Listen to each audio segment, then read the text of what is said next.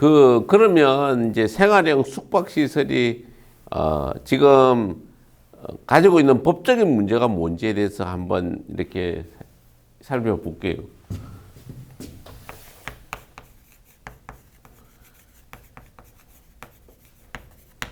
여러분들 이 부분은 뭐 다른 기존의 유튜브에서 잘 설명하고 있으니까 가장 큰 쟁점은 세 가지잖아요. 쟁점의 기본적인 내용은 하나는 자가 사용할 때 이게 지금 이행강제금을 물린다고 하는 부분이 하나 있고요.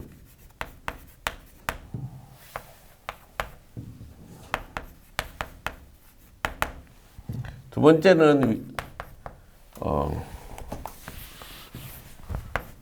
주거용 오피스텔로 용도 변경이 이제 가능하냐 마냐 이거 해다고 마오 하는 부분들이 하나가 있습니다. 그리고 마지막이 이제 위수탁 관리를 하게 되면 어떻게 되느냐 하는 문제 정도를 가지고 이제 지금 기존의 논의들이 쭉 있는 겁니다.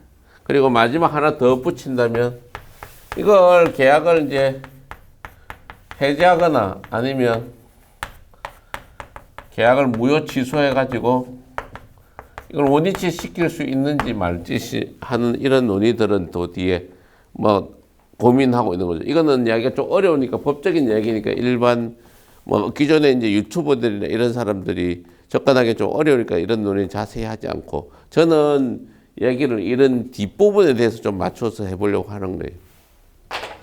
그리고 이제 여러분들 이제 얘기하고 있는 얘기 하나씩 이제 풀어보면 지금 자가 사용하는 경우 대부분은 이거 이제 분양을 받을 때 내가 집을 살려고 뭐 이게 2021년, 2020년 이럴 때 막 로또처럼 엄청나게 이제 붐이 일었잖아요. 그래가지고 뭐 작게는 몇십 대 1, 몇백 대 1 이래가지고 뭐 엄청나게 폭발적인 이런 이제 쉽게 말하면 돈이 확 몰렸단 말이에요. 그때 이제 된 사람은 이게 뭐 로또를 맞은 것처럼 엄청 뭐 다들 좋아하시는 걸로 보여요.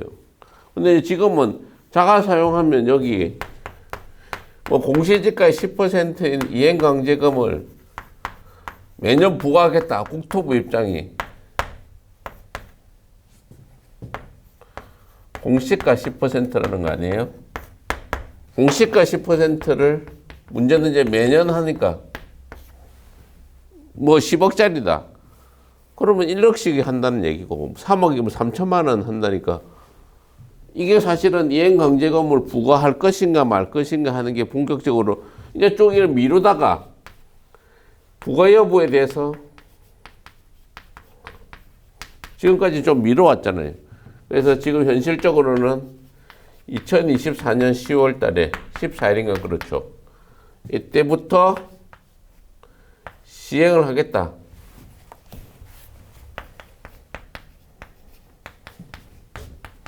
시행하겠다는 게 이제 국토부의 이제 공식적인 입장이에요. 여러분들은 이제 어쨌든 당면하고 있는 이 문제를 과연 어떻게 이제 접근할 것인가에 대해서 우왕좌왕하고 있는 건데, 뭐 제가 나름대로 생각해서 정리를 해보면, 부과할 것인가 말 것인가에 대한 논의를 곰곰이 생각해 보면, 국토부는 부과하겠다 이렇게 지금 나 저기서 그때 주거용 오피스텔로 전환할 시기를 기한을 2년을 유예를 주고, 그 다음에 뭐 지금 이 이행강제금 부과도 1년 정도를 유예해 준다는 거는 앞으로 하겠다는 입장이라고 보셔야 됩니다. 여러분들 제일 궁금한 건 국토부가 과연 막 가서 데모하고 이제 뭐 선거도 있고 이런 거 여론을 봐서 부과 안 할 수 있는 거 아니냐, 내지는 지방자치단체가 이런 부분에 대해서 뭐 눈치 보고서 유권자들 때문에 못하지 않겠냐라는 기대를 가지신 것 같은데, 뭐 그게 여러분들 바람대로 잘 되면 좋긴 하겠지만 제가 볼 때는 그것이 이제 좀 그렇게 원하시는 대로 잘 되지 않을 것 같다라는 게 좀 조심스러운 생각이.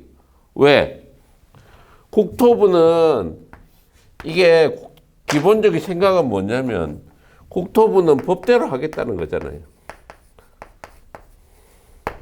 그리고 이게 일반 이제 아파트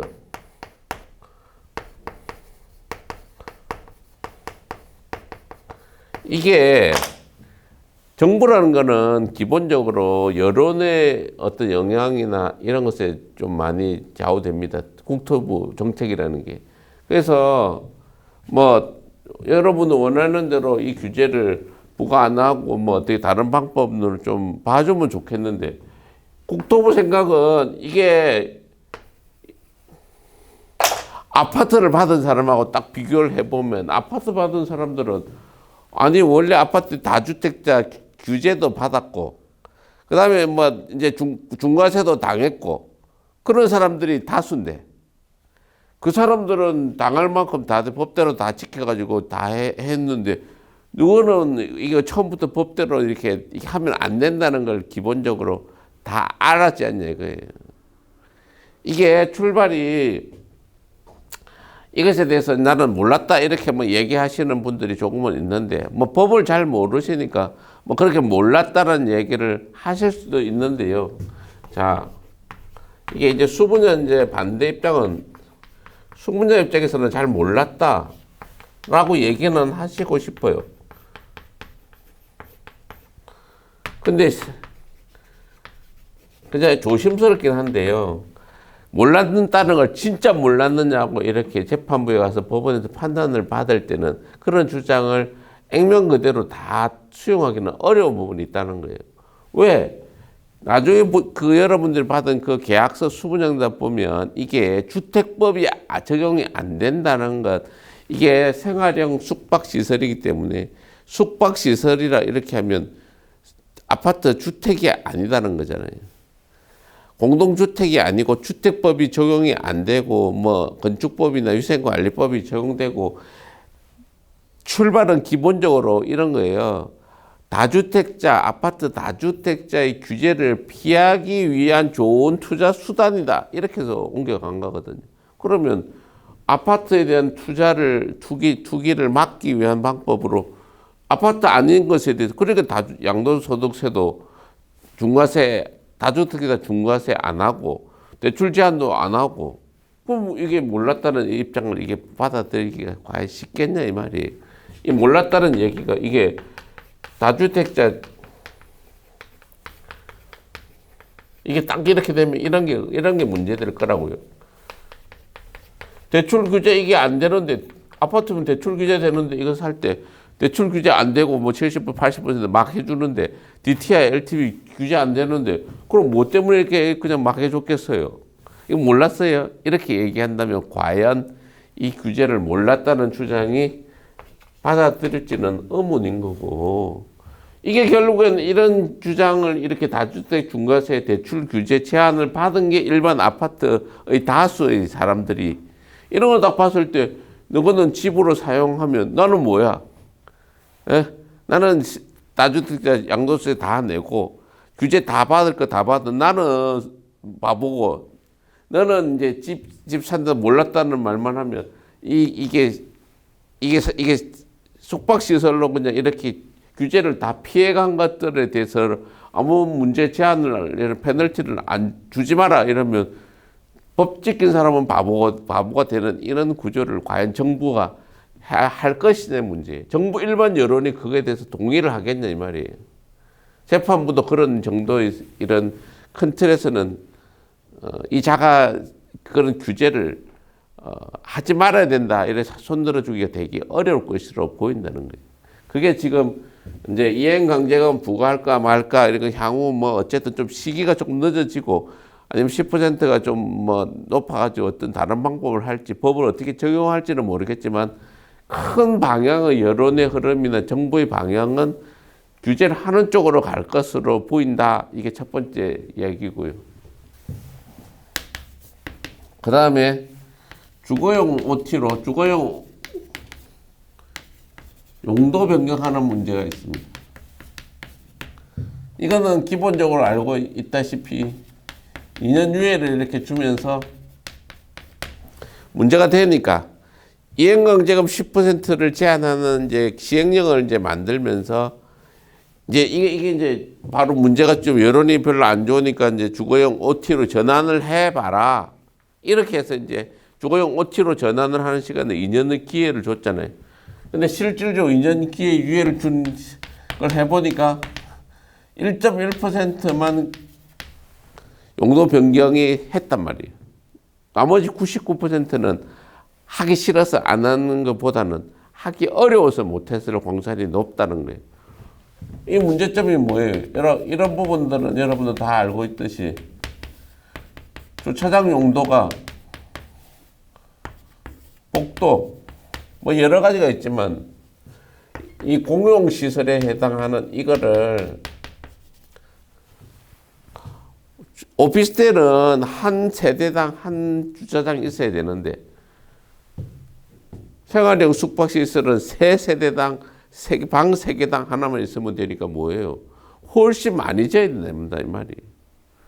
그 3배는 더 늘려야 된다는 거잖아요. 그 3배는 더 늘리고 싶을 때 땅이 있어야죠 주변에. 그 땅을 더 깊게 팔 수도 없고 옆에 있는 주차장을 쓸 수 있는 땅을 이 건물 밖에서 구해가지고 주차장 용도로 쓰거나 이것도 문제지만 복도는 호텔은 어쩌다 하루 자고 가고 이렇게 하는 사람들이기 때문에 불 나거나 이랬을 때 이게 대피 공간이나 이런 것들이 좀 좁아도 되는 거지만 이게 주거용 오피스텔은 뭐예요? 사람들이 그 주거도 하고 오피스텔로도 쓰니까 복도가 되게 넓단 말이에요. 다 지어놓고 나서 주거용 오피스텔 그 공용시설 기준을 맞추기가 쉽겠습니까? 어렵단 말이에요, 현실적으로. 현실적으로 이 주거용 오피스텔의 기준 충족이 사실상 불가능에 가깝단 말이에요. 그래서 1.1%밖에 안 한 거 아니겠어요? 이런 강한 규제가 이제 들어오는데 이렇게 바꾸라고 2년간 해보려고 시도를 다 할 수밖에 없는데 안 되는 이유는 뭐겠어요? 현실적으로 사실상 불가능하단 말이에요. 정부가 왜 그랬겠어요? 불만이 많으니까 처음에 어쨌든 이거에 대한 시스템을 뭔가 테러를 조금 주려고는 했는데 이거 근본적인 걸 다 이렇게 법을 완전히 무시해가면서 할 수 없고 법이 허용하는 최소한의 허용치가 이거였단 말이에요. 그러니까 실질적으로 그러면 주거용 오피스텔로 용도 변경이 가끔 이렇게 신문에 이번에 어디는 됐다더라. 그 용도를 변경을 충족시키면 할 수 있으면 이런 식으로 옮겨가는 게 좋긴 하겠죠. 그렇지만 이거는 나중에 이제 그 관련 시설, 여기는 지구 단위 계획을 안에 충족시키느냐, 마느냐, 여기 여러 가지들이 좀 많은데 현실적으로 나중에 일일이 다 관할 지자체를 찾아다니면서 체크해 보면 어려움에 봉착할 것이다. 확률은 몇 %? 많아야 5%도 안 되고 1% 전후지 않을까? 그거는 이제 그 각 상황이 틀리니까 그는 이렇게 사실관계를 따지지 않고 이야기하기는 어렵지만 확률이 낮은 게임을 한다. 이 두 번째도 사실상 어렵다는 거예요. 그럼 세 번째, 위수탁 관리의 문제는 이거는 공중위생법이 지금 이제 30세대 이상 내지 3분의 1 면적 이렇게 면적이 해당되는 업체를 위수탁 관리 업체로 정해라 이렇게 돼 있죠.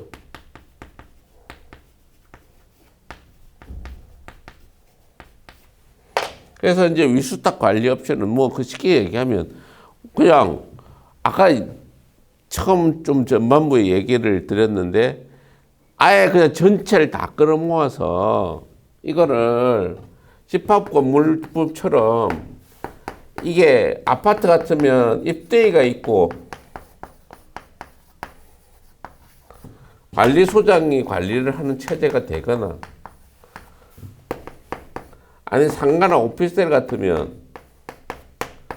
관리단이라는 게 있고 관리소장이 관리를 하는 시스템이 되면 딱 좋은데 더 애매하게 돼 있다는 거예요. 취지는. 위수탁 관리업체는 그러니까 뭐예요? 아예 이거 오피스텔처럼 관리단을 만들어서 하나만 딱 생기면 제일 좋잖아요. 지금 이제 실무적으로 이렇게 쭉 알아보면 하나의 생활형 숙박시설 안에 위수탁 관리업체가 막 난립에 있어요. 하나만 딱 돼 있는 게 아니고 몇 개가 막 들어와가지고 경쟁하는 체제로 이렇게 돼. 어느 업체는. 그러니까 뭐예요? 실질적으로는 관리의 통일이나 이게 전체 공용 부분 관리를 어떻게 하느냐 하면서 막 서로 책임을, 좋은 거는 내가 먼저 가지고 싶겠지만 의무나 책임은 미루는 거잖아요. 인지상정상. 그러니까 이게 공용 부분에 대한 관리나 이런 게 엄청나게 문제를 낳을 거라는 거예요.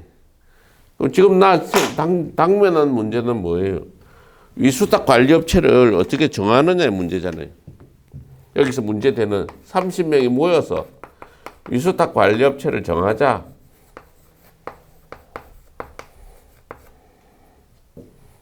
그럼 위수탁 관리업체의 제일 문제는 선정의 문제하고 운용의 문제가 있잖아요. 어디를 이제 위수탁 관리업체로 누구를 뽑을지 지금은 이제 다툼이 생기는 거고, 이걸 운용했을 때 회계는 어떻게 투명하게 할지, 여기서는 회계 투명성, 여기 운용하는 업체들 얘기 들어보면 위탁 수수료를 내라, 위탁 뭐 관리비를 내라.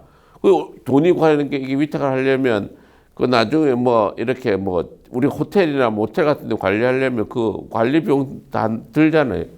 그러면 과연 이런 회계 투명성이 있을지, 이게 결산이나 이렇게 정산의 문제, 수익이 생겼을 때 과연 이런 부분들을 제때 집행하고 해줄지, 잘 이거 원놈을 믿고 어떻게 할지 하는 부분이 실질적으로 어려움에 봉착해 있다는 거예요. 지금 지금 뭐 1위 업체는 뭐 누군데 뭐 핸디즌가 이런 업체가 1위 업체다. 뭐 또 다른 업체가 또 막 생기고 있잖아요. 우후죽순으로. 그럼 과연 여기서 누구를 뽑을지 하는 문제가 실질적으로 당면한 문제니까 이걸 잘 모르니까 이거 우왕좌왕하고 있다. 여기까지가 이제 현실적으로 이제 유튜브나 기존에 이해관계가 돼 있는데, 그러면 이 관계 속에서 1번이나 2번을 놔놓고 실질적으로 우리가 풀어야 될 것은 이 두 문제를 가지고 고민을 해야 된다는 거예요. 결국에는 이제 지금 당면한 문제는 이것과 저것과 너무 고민하고 우왕좌왕 한다고 답이 나오는 것은 아니고, 하나는 뭐 1번, 2번은 놔놓고 이 3번 위수탁 관리를 과연 어떻게 할 것인가 하는 문제를 어떻게 풀 것인가. 이걸 과연 법적으로 시행사나 다른 이해관계인 거 다투어서 내가 뭔가를 계약법적으로 다툼을 벌여서 뭔가 이렇게 피해를 최소화하는 거나 원하는 걸 얻을 수 있는가 하는 문제를 고민하셔야 되는 것이 현실적인 문제고, 이런 걸 현실적으로 이해하려면 딱 당면한 문제가 이 사업의 구조를 이해하셔야 되는 거예요. 여러분들이 대부분은 그 관령 토지 신탁이라는 신탁사가 끼어 있고 이런 거 잘 모르시는데요. 이 사업에서 과연 이 위탁자 내지는 분양을 한 사람하고 나와의 관계에 있어서 과연 누가 이 이익에서 어떤 이익을 서로 주고받고 있었고, 나는 어떤 누구를 상대로 이제 이거를 대항하고 서로 이제 다툼을 벌이거나 내지는 이런 서로 조정을 하거나 하는 부분을 고민해야 되는 거는 구조를 이해하면서 나오는 거고, 이 구조를 이해하고 나서 과연 소송을 할 것인가 아니면 위수탁 관리업체를 어떻게 선정할 것인가 하는 얘기는 기존에 이제 유튜브에 잘 없는 내용이니까 그걸 조금 지금부터 본격적으로 설명을 해 볼게요.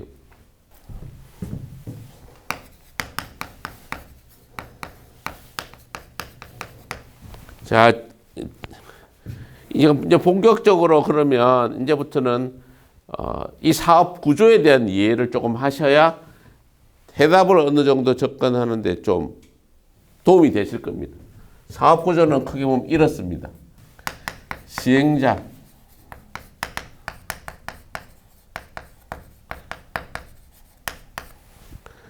시행자가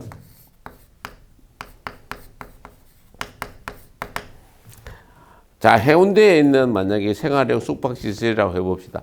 생활형 숙박시설이 지금 많이 있는 곳들은 관광지 주변이죠. 그러니까 부산 뭐 아니면 제주도 이런 것들이 주로 많이 있습니다. 그러면 생활형 숙박시설을 통해서 사업을 해서 돈을 벌려고 하는 사람이 시행자입니다. 그 사람이 땅을 사서 생활형 숙박시설을 지어요. 그럼 여기서 이제 자 땅을 사서 이 생활형 숙박시설을 지어서 팔려고 이걸 사업을 하는, 내가 개인으로 치면 내가 이걸 집을 지으려고 하는 사람이 있어요. 이 사람이 이제 시행자고, 이 사람이 결국은 역할이 분양계약을 체결하는 사람이 됩니다. 나는 분양을 받는 사람이에요. 이걸 수분양자라고 합니다. 수가 이제 받는다는 거예요. 나예요. 자, 그러면 시공사는 뭐냐면 공사업체입니다. 생활형 숙박시설이라는 그 아파트 비슷한 그 건물을 짓고 공사를 하는 사람이 시공사예요. 그럼 이 시공사에서 돈을 이제 빌려주는 사람이 자기 돈으로 다 안 하는 걸 대주단이라고 합니다. 기존적으로 금융사가 이렇게 끼어서 만약 하는 방법도 있고, 기존의 방식은 대주단이 시행자한테 돈을 대여해서 이러한 방식으로 했는데, 대주단이 요새 잘 안 하려고 하니까 아예 중도금을 대출해주는, 우리가 뭐 무이자 대출 이렇게 하는 걸 끼워서 하는 경우가 많습니다. 이게 쉽게 이야기하면 시행하는 사람이 이걸 생활형 숙박시설을 101호를 만약에 101동 101호를 누군가 나한테 팔려고 하는데, 나는 뭐예요? 나는 계약금만 내고 중도금은 무이자 대출로 하고 잔금만 내고 입주한다 이렇게 생각하잖아요. 그러면 내가 이렇게 분양 계약을 체결을 하고 분양 계약을 체결하면 나는 이제 계약금을 이렇게 납부하죠. 계약금을 납부하는데, 그 다음 중도금은 무이자 대출이라고 알고 있지만, 중도금을 무이자 대출을 해주는 게 아니고 금융권에서 내가 돈을 빌리는 사람이 됩니다. 돈을 빌리는 걸 이제 차주라고 하거든요. 돈을 빌려주는 걸 대주라고 합니다. 이거 차는 빌린다 이런 뜻이고, 대는 빌려준다 이 말입니다. 60% 이거는 10%만 계약금을 납부하면 나는 이렇게 60% 중도금 대출을 계약을 별도로 합니다. 여러분들은 중도금 대출 약정서를 내가 써요. 여러분들. 그래서 이걸 60% 되게 내가 돈을 은행으로부터 빌린다는 계약을 하게 돼 있어요. 그럼 이제 60%하고 10%, 70%를 받고 마지막에는 30% 잔금을 납부하면서 다 내고 입주해서 내가 들어가서 잔금 내고 열쇠 받고 등기를 넘겨받으면 그렇게 마무리되는 구조예요. 그럼 그래 정상적으로 이 생활형 숙박시설이 가격이 오르고 P가 마이너스 P가 아니고 이제 이렇게 P가 만약에 붙어 있는 상태라면 얼마나 서로가 좋겠습니까? 나는 계약금만 냈는데 누군가 중도금 60% 내주고 내가 잔금 낼 때 30분 낼 때 중도금 낸 이자까지 얹어서 이자 내고 나는 등기 넘겨받고 입주해가지고 가격이 올라 있으면. 근데 문제는 이게 지금 상황은 가격이 마이너스 P 뭐 1억, 2억 뭐 이렇게 하면서 가격이 떨어져 있는 상태인데요. 그럼 이 떨어지면서 나 수분양자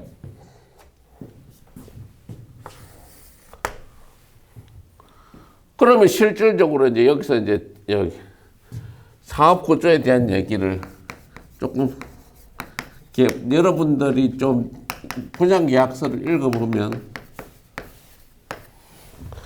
조금 복잡한 구조로서 별 잘 모르는 개념들이 몇 가지 나옵니다. 하나가 관령 토지 신탁이라고 하는 거예요. 신탁사라는 개념이 하나 더 있습니다. 그래서 무슨 신탁 쭉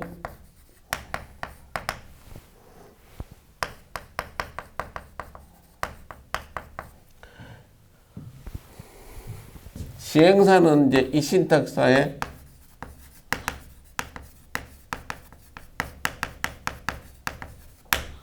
이게 실무에서는 관토라 그럽니다. 개발신탁, 관령토지신탁 이렇게 해서 관령토지신탁을 관토라 그러고 개토, 관토 뭐 이런 용어를 쓰는데 어쨌든 관령토지신탁 개념을 해서 수탁사라는 개념이 하나 들어옵니다. 이건 참고로 이 전체 사업 구조를 이해하시기라고 해서 이걸 설명드리는 겁니다. 쉽게 하면 이게 관령토지신탁이란 건 사업을 시행해서 등기를 넘겨주고 잔금 넘겨가 받는 절차까지는 이 신탁사인 수탁을 받는 사람, 수탁자, 그리고 사업을 위탁하는 사람, 위탁자.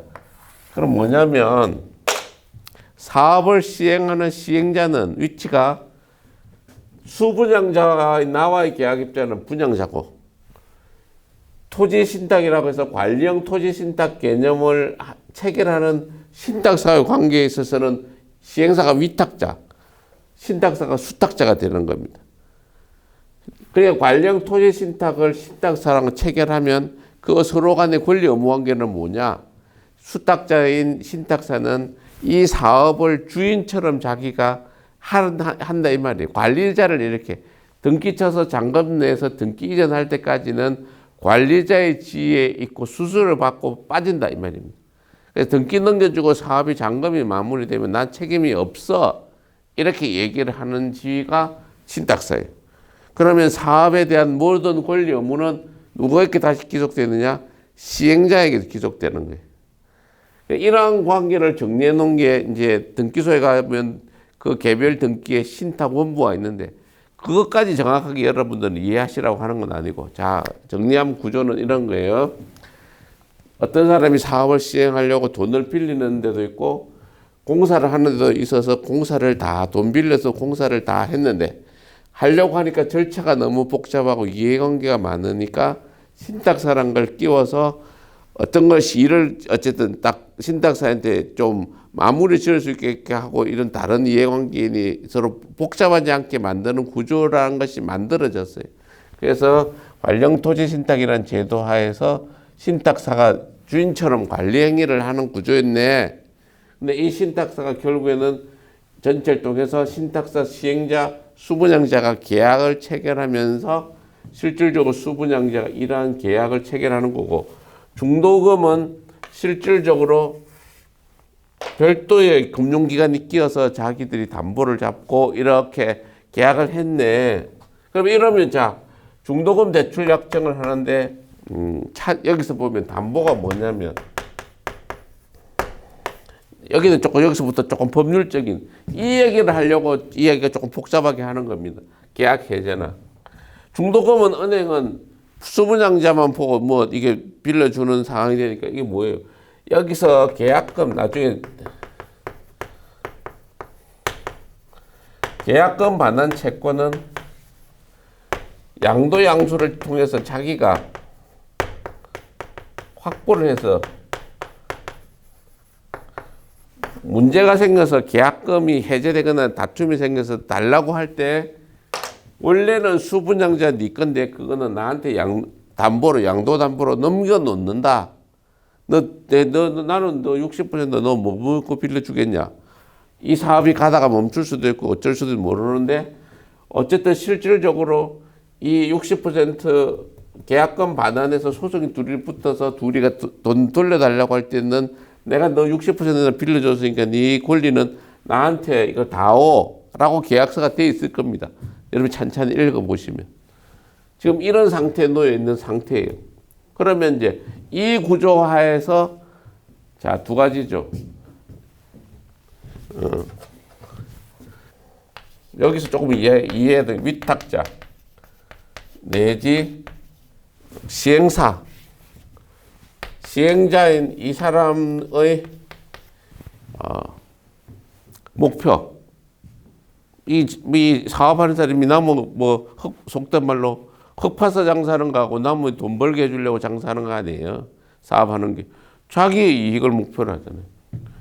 하나는 사업 잘 해가지고 다 이거를 잘 팔아서 분양 대금을 여기 계약금 10%, 중도금 은행으로부터 60%가 바로 이렇게 시행자에 들어와서 사업하고 잔금 30% 받아서 분양 얼마를 파는 거잖아요. 이 분양 계약서에 있는 분양 대금, 분양 계약서상의 아파트 대금을 받으면 이게 뭐 실무적으로는 뭐 10% 정도를 목표로 한다는데 뭐 또 실무에서는 10%를 목표를 하려고 뭐 하다 보면 이놈 저놈 뜯어가는 게 너무 많으니까 15%, 20%를 전체 분양 대금의 총 대금의 뭐 15%, 20%다. 뭐 이런 얘기도 하지만 적어도 한 10% 정도는 막 1,000억, 1조짜리 총 분양 대금이다 그러면 1,000억짜리 만약에 총 분양 대금이다 그러면 100억 이런 정도를 목표로 해서 사업을 하는 거예요. 분양 수입하는 거하고 두 번째는 위탁 관리를 자기가 하려고 하는 거예요. 이해관계를 서로 이해하면 돼요. 자, 정리해봐요. 요 이야기는 넘어가려고 하는 요 단계, 위수탁 관리 계약 해지에 대한 논의를 하기에 앞서 요 구조에 대한 이해를 이렇게 조금 복잡하게 설명을 드리는 취지는 저기를 넘어가기 위한 단계예요. 여기서 이제 설명한 포인트. 결국에 뭐예요? 대주단이 끼어 있거나 중도금 은행은 뭘 목표로 해요? 이자를 목표로 되게 합니다. 왜? 돈 빌려줬다가 분양 다 돼서 분양 수입 들어오면 그때에 대한 이자를 고율로 높여서 사업이 적게는 3년 이렇게 공사 짓고 사업하니까 그동안 안정적으로 이게 프로젝트 파이낸싱이 결국에 수입을 목표로 이 두 개가 움직이는 거예요. 금융사는. 시공사는 공사를 목적으로 공사 대금 받고 그 다음에 이제 공사 다 마무리해 돈 받는 걸 목적으로 하는 거고, 신탁사는 아까 이 사업을 신탁 업무를 수수료 받고 관리해 주는 걸로 끝나는 거 하는 거예요. 그러면 제일 중요한 나머지 이해관계는 누구예요?